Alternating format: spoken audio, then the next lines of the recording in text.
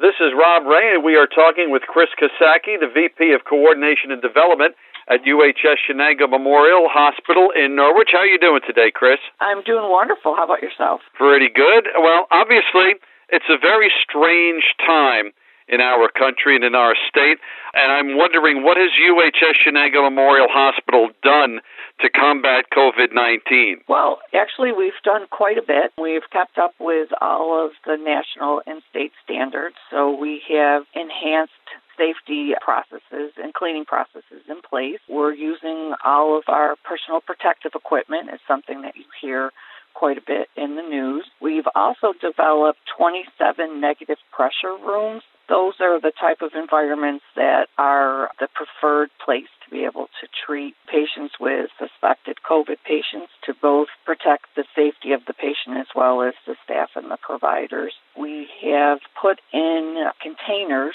in front of our emergency room. Many places we're able to put in tents that are actually exam rooms inside, so that we have an outside triage to see patients if and when we have a surge where we're not able to handle the patient volume within the emergency room proper. And how has the staff responded so far to this crisis? The staff has been fantastic. They have completely embraced the hour-to-hour, day-to-day changes. They are accepting the training and working with other staff to make sure that we have the right amount of staff in all of our departments. Some departments, as you've heard in the news, are quite slow, and others are busier. So we are redeploying our staff to different areas of the hospital to make sure that we maintain our care for and our services for our community. So, yeah, I can't say enough about how fantastic the staff has been, because it's very stressful, because day to day you just don't know what the situation is going to serve. Yeah, they've been great. So how do you feel that this coronavirus or COVID-19 is changing healthcare for the future? Well, one of the things that it's really done particularly is on how we see our patients. You've heard, I'm sure most people have heard about all of the telehealth or virtual visits, which we've adopted at all of our locations at the hospital. So patients are being able to see their providers without actually leaving their home, so that they can call, have a face-to-face visit on the computer or over their phone to see their physician or their provider and go through whatever their concerns are, whether they're of an acute nature or a chronic nature, whether it's my high blood pressure, my diabetes, my COPD, whatever that is, so that we're bringing care to the patient instead of the patient coming to the care. I don't think that's a change that was on slate to happen as fast as it did because of COVID. We needed to make sure that our patients' regular care and regular needs were being met in a timely way and in a safe way. And the virtual visits has really helped that. I think that's one of the biggest things that is going to come out of our experiences of the last 6 weeks. So along those lines, what future plans are in store for UHS Chenango Memorial as you see right now? Future plans right now, we're kind of getting ready to work out plans to try to get back to whatever business as usual is. We're working to be able to bring back elective surgeries. Those would be all the things that were put on hold during the intense part of this crisis, so that if it wasn't something emergent and life-threatening, your surgeries were put off, but we'll begin to bring those surgeries and procedures back to the hospital. We're working to bring back any staff that has been impacted by the decrease in volumes. We are starting to see a slight increase in our patient volumes for non-COVID concerns. So that's a good sign, because through all of this, one of the big concerns was patients not taking care of their normal health needs and letting things go from routine to urgent. I think that's it. I mean, it is still a day-to-day, what is the future going to look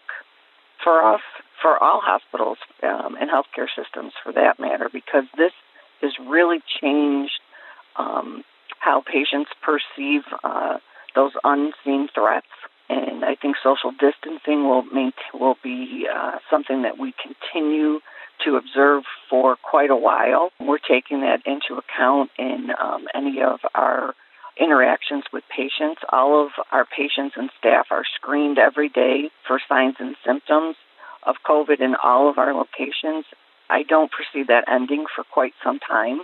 So that's going to be part of our new normal, is a little bit more of a hyper-vigilant approach to our interactions with our patients. Now, before all this happened, you had a rather aggressive plan that was in place, raising money, getting community support for future expansions at Chenango Memorial Hospital. How has the support been for that? The support for our capital campaign, which for part of our Chenango Medical Neighborhood Project was a brand new emergency room. The support from the community has been overwhelming and humbling. That project continues because what we were doing was working off a $9 million grant that we received from New York State, and the community support supplemented that money so that we could build a brand new emergency room and add a walk-in center, which is something we haven't had for many years. So that project is quietly been going about. Quite a bit of activity is happening at the hospital right now for construction. We'll have a new temporary front entrance in the back of the hospital while we work to build the addition that will house a new emergency room and walk-in center. Did the COVID-19 issue change any of the plans with that project? It didn't really change any of the plans. It changed some of our approach. So we needed to make sure all of those same safety measures that we put in place for our patients and our staff also included our vendors and our contractors. So all of the contractors that are on site are also screened every day, just like any other visitor would be to the office.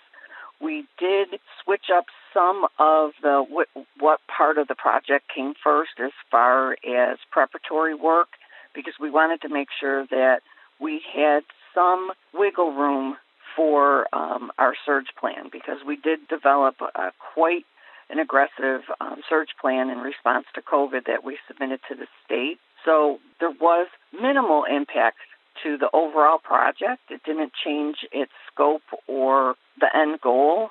It just changed some of the steps, when some of the steps were done. All right, Chris, thank you very much for your time today. Most informative. Thanks for spending time with us.